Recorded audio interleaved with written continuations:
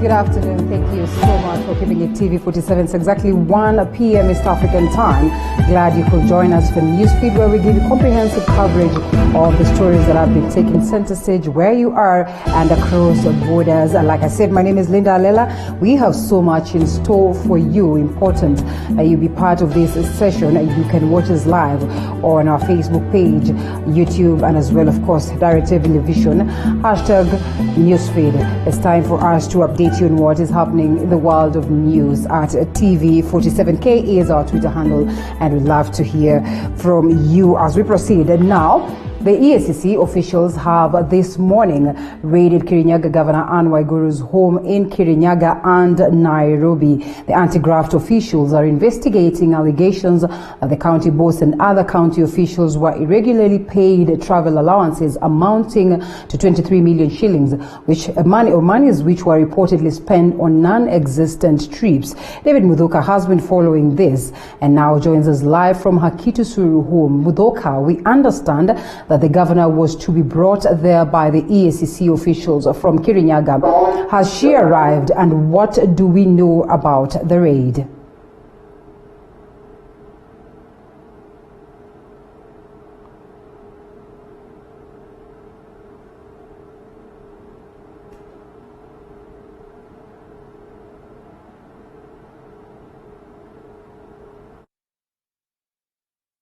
Outside Waiguru's Nairobi residence. This is Kitusuru in Nairobi County.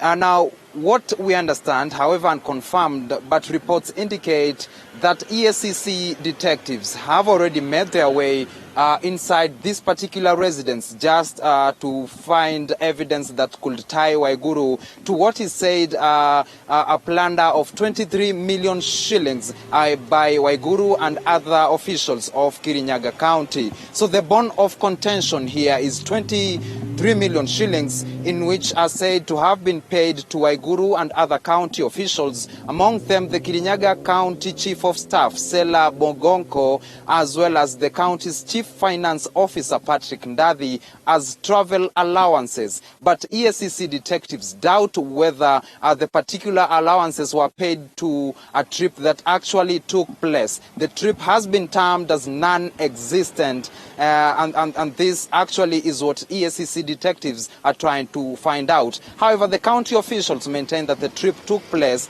and detectives will be trying also to unearth whether the details that confirm if this trip took place are genuine and legit. Linda. All right, thank you so much, David Muthoka. We expect to get more information from you later. And let's proceed. Health workers have issued a 21-day ultimatum to commence their nationwide strike if their complaints will not be addressed. The health workers are complaining of lack of protective equipment during this COVID-19 period. So far, 16 health workers have died of COVID-19, while 850 others were infected with the virus. According to their union, that's listening, and let's get to hear what it is that they said in regards to the same. Clinical officer, and of course, which amount or rather which the ministry has been referring, like we are lamenting. It is on a sad day that we want to say we want to stop lamenting and we want to act. In this manner, over 17 healthcare workers, cadres, have resolved unanimously to issue a strike notice in the context and the manner that I will be able to read. But before then, let me make a very important remark. They have 3 months down, they have not paid members. They're still intimidating healthcare workers. We are already stressed and we have enough to bear with. Not any intimidation. Vihiga is another case. We have Vihiga County, which have not paid over 787 healthcare workers for 9 months. This is the pain that we have. And we are experiencing the pain in a manner that our members are going several months without any pay, They are not able to meet to eat, to buy food, to commute to work, and even to dress properly as professionals. We have to say that it has come to the time that it must end. It is a time when we have a ministry that has received numerous contribution, donation, and even funding from the government. But nothing is reflecting on the ground. We do not appreciate as the practitioners. Nothing is happening. The announcement by Mr. Mutahi Kagwe, Honorable Mutahi Kagwe, who is the CS, does not actually bring the picture on what is happening on the ground. The healthcare workers are working under very dire situation. They said they were to test people for COVID-19, and it has not happened. And even for those who are being tested, the procedure is actually flooded. I do not understand if at all this is what is happening for the healthcare workers who understand themselves and understand what is supposed to happen. What if it is the other Kenyans who do not know these procedures? You test someone for COVID-19 and only getting a result after 11 days. Even when some of us, and of course I can mention several facilities like here in Nairobi, starting from Local Health Center, Ngara Health Center, we have had healthcare workers testing positive. They are picked without even the knowledge of their colleagues. Whom you work with, you are not even informed that this tested positive. And this is to mean they are avoiding to do contact tracing. They do not want any other facility to be closed down because they have not been able to prepare to ensure that the facility are running without interference. So therefore, with this all painful moment that we are experiencing at healthcare workers, the Kenya Union of Clinical Officers, the Kenya National Union of Nurses, the Kenya Health Professional Society, the Kenya National Union of Medical Laboratory Officers, the Kenya National Union of Pharmaceutical Technologists, and the Kenya Union of Nutritionists and Dietitians wish to state as follows: that on 4th May 2020, the above-mentioned healthcare workers jointly issued a spec notice about the safety and welfare of the healthcare workers. And indeed, we were particulars in this manner. We demanded that the provision of the protective gear be provided to all healthcare workers. Now, Education Cabinet Secretary Professor George Magoha has this morning made a tour to the Western region and visited Masinde Muliro University to assess the institution's preparedness to reopen. Professor Magoha insists that all institutions of higher learning must adhere to all the requirements by the Ministry of Health before being allowed to resume studies. He warned all stakeholders in the education sector against politics regarding the management of the institution in order to effectively provide the required services. And I am happy with what I have seen. So what I'm going to ask the most fraternity is to stop petty politics, which actually count for nothing. This is an excellent academic institution with excellent faculty. I must say that occasionally, apart from people like my brother, the union leader, Professor Kubasu, who has risen above all this petty politics, can we focus on the institution itself? Let us focus on the institution itself, not the people inside it, and just do what we have to do. By the students' interaction, they have actually engaged me on issues, not politics. So the people who are confusing here are some of the people in the faculty who want to. This is the National University. Yes. Who has told you that this is the county university? The National University is one of the top ones. Yes. Can you allow us to nurture it, to even get to another level? Well, this even as the education continues to grapple on whether to reopen or when to reopen schools. But that aside, tea small-scale farmers and industries have decried of lack of consultations and public participation before the implementation of the new laws in the tea sector.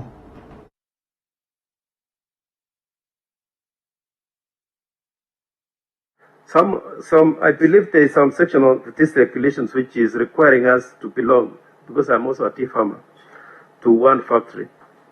My director there knows that although he comes from Kapkoros, that Kapkoros has 3 other branches, including one across the border in Nakuru County, in Olunguruwani. And I belong to port, the one in Dirkaka on the other side, and the one in Olunguruwani. If I am required to belong to only one tea factory, that regulation, of course, will be very unfair to me. Then the issue of oversight also. I know once we have elected the directors, the tea factory directors, we elect them, they go and elect the others at the national level. The factory directors, I know, they are normally held to account by the farmers directly. I believe in the morning, early in the morning, they can visit their homes. But what of the national directors? How are they oversighted so that they don't grow too big, too bossy, and inaccessible to the farmers? How are they oversighted? I think that is one of the issues which we need to know. Because we also want to encourage competition in the tea sector. My director mentioned that we have some agreement from the factory level for direct sales. I would wish to inquire, under those agreements, do we get the best prices? Is it competitive, or are we likely to be getting, being treated unfairly by those agreements, so in such a way that the farmers are losing? Otherwise, Chairman, thank you for this. Thank you. Listening to your questions, let me just leave that. Chair, I don't come from a tea growing area, but probably there are people reputed to drink most of the tea in this country, so I could be an interested party in a way, so I'm competent enough to question or interrogate the presentation. Chair, I want to start with a statement again by Milimo, when he categorically averts that Kenya Tea Development Agency is a private company under the Companies Act, obviously involved in legitimate business for profit. I also probably, looking at the structure from what I understand, KTDA is more or less like a monopoly with no competitor and does not brook any competition in the market.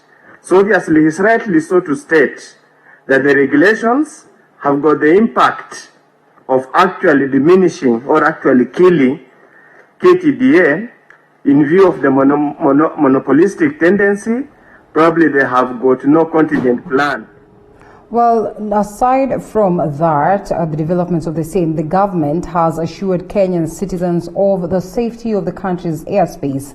Speaking to journalists at a Malindi hotel during a tour of military installation and the San Marcos Space Center in Ngomeni, Magarini Sub-County, Defense Cabinet Secretary Ambassador Monica Juma said that their airspace was becoming an important part in the development enterprise of Kenya and the entire humanity. The CS was accompanied by senior officials from the Ministry of Defense, among them the Director General of the Kenya Space Agency, General Thomas Kipkuto, among others. To Kenyans is to tell them that we are part of the countries that are most respected, that are providing global leadership in this and other areas, including peace and security. You know that we are assuming our seat in the UN Security Council in a short while, from 2021 to 2022. And this region, the Horn of Africa, the Indian Ocean Rim, is one of the key areas. And so to tell them that we are here, the country is secure. The big issue right now, of course, is COVID, and to call upon everyone in our territory to take all the measures that are necessary. This is something we can beat. It just requires following through the protocols that are being advised of us by the Ministry of Health. And as you have seen, we are able to get to a stable plateau. And we need to not just get to a stable plateau, we need to recede the threat of COVID by changing the behavior. The Interfaith Council has warned the church leaders against failing to adhere to the set guidelines for reopening of places of worship. Bishop John Obala Owa of Ngong Diocese, who is a member of the Interfaith Council, said the church leaders who won't comply with the stipulated guidelines will risk closure of their churches. He revealed that each place of worship, there will be a congregation committee to oversee compliance of the guidelines. I've appealed to our church leaders to be very conscious of time, because this disease is minimized by exposure. So the shorter the time we take, especially when infections are still rising, the better it is, and the safer it is for each and every one of us. So we have a responsibility to respect the stipulated time. In the pre-opening phase, it was 1 hour. Now it is 1.5. We just have to adhere to that for our own good as church leaders and for the good of the congregants who come to worship. Ninaomba mchungaji, ukiwa mahali ulipo, fuata maagizo ya Ministry of Health. Hakikisha kwamba watu wameoga mkono kikamilifu, hakikisha wana sanitizer, hasa microphone. Usikubali microphone ishikwe kama hakuna sanitizer. And from that story, it's now time that we take a short breather. We'll be right back with much more.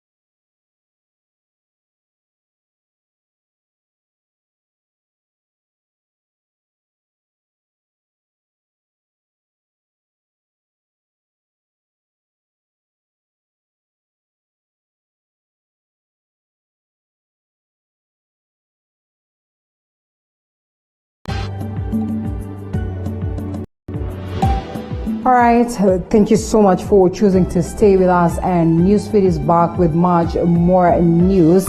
And let's cross over to it and expand some more. And the section of Nyandarua residents, led by the County Assembly Speaker, that is Ndegwa Wahome, have expressed their concerns over dilapidated and impassable roads in the county. Mwangi Minor reports. This is a sorry state of roads in different parts of Nyandarua County 7 years after devolution. Year in, year out, residents have been calling on the construction of the roads, but since after electioneering period, they are left to wallow in the mud and murky waters after fake promises. Residents have accused the county boss Francis Kimemia for sleeping on his job. The problem is that there is lethargy in implementation of the budget, in that our budget started being implemented in April after we had passed the same on the 30th of June. So we had only a window of 3 months to implement our budget. The county speaker has accused Kimemia for not implementing the county budget early enough even after the county assembly and county executive prioritize construction of roads. But now our contractors are supposed to do the drainage, the grading and the grafting within 3 months. It is not possible to happen. So we are doing roads today. Tomorrow they are washed away. It is a waste of public resources. It is not prudent. It is not called for. Farmers in the agricultural-rich county have complained of the struggles in transporting their produce to the market. They have called on Kimemia to hit the ground running and actualize his promises. Barabara ukienda kwa barabara unakuta kila barabara iko nusu. Hatuna ubaya na governor, lakini ile kazi yeye mwenyewe anafanya ni kazi mbovu. Asiri amke na asome tena kwa hiyo manifesto yake, aone vile alituahidi na ajue he has really let us the people of Nyandarua down. Machines meant for the construction of roads bought by the county government have been lying idle at the Ol Kalou headquarters. Na hatujaona mpaka sasa hivi, hatujaona vile kazi imefanyika. Contractors have also been accused of doing shoulder work when awarded tenders. Mwangi Maina, TV47, Nairobi.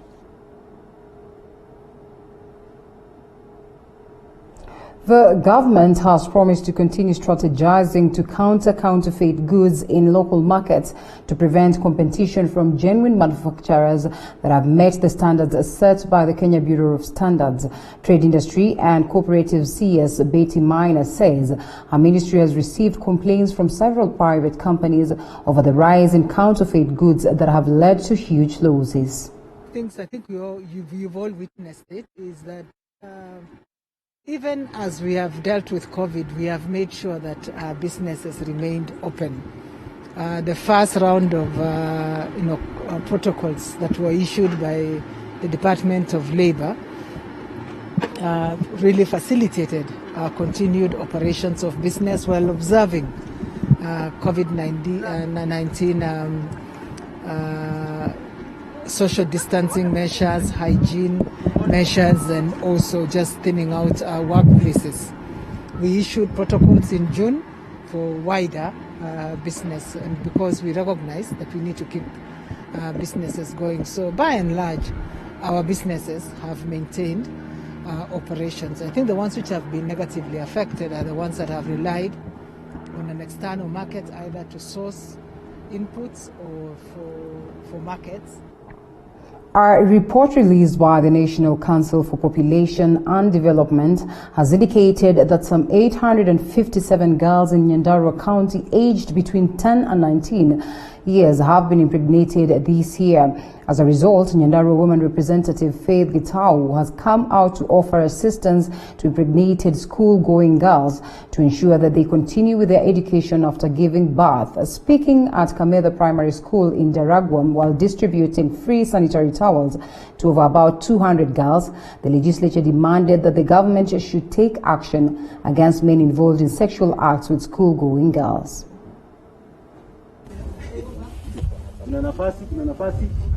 Ni ukweli watoto wako nyumbani, lakini hata wazazi wako na responsibility yao ya kuchunga hawa watoto, kwa sababu unajua sasa vile wako nyumbani hakuna kazi wanafanya. Kwa hivyo hawa watoto wanachenga wazazi, wanaenda kuzurura. Kama serikali inaweza kutusaidia hawa watoto wawe wakisomeshwa na walimu wale wa kwa area hii, tungefurahia sana.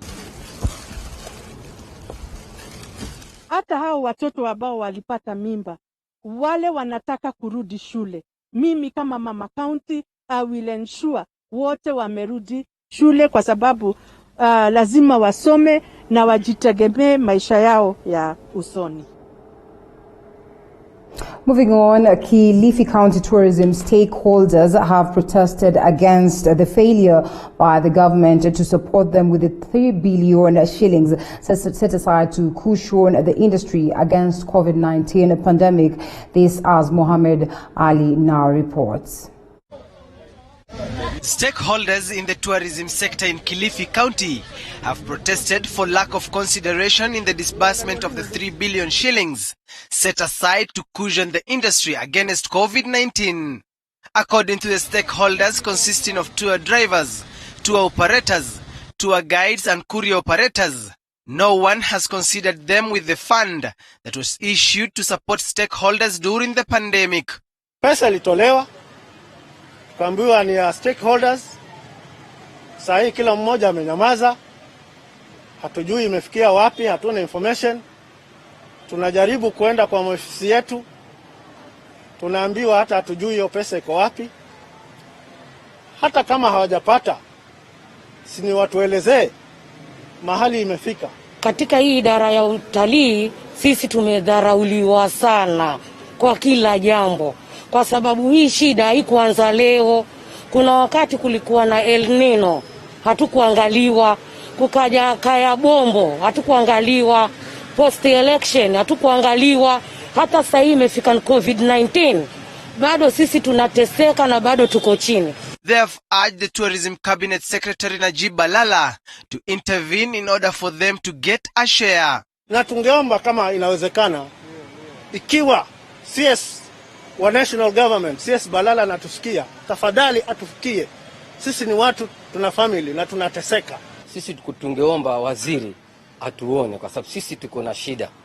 Na shida ni kwamba kama alivyosema chairman, ni kwamba sisi hatutambulikani. Sisi tulikuwa tuna pledge hii to the President wa Republic of Kenya, Mr. Uhuru Kenyatta, kupitia kwa idara yetu ya tourism. Watupatie hiyo mwelekeo wa hizo pesa, kama ni vipi tutazipata, kwa sababu tumeumia. The COVID-19 pandemic majorly affected the tourism industry, thus losing over 80 billion shillings. Mohammed Ali, TV47. And to sports, Bayern Munich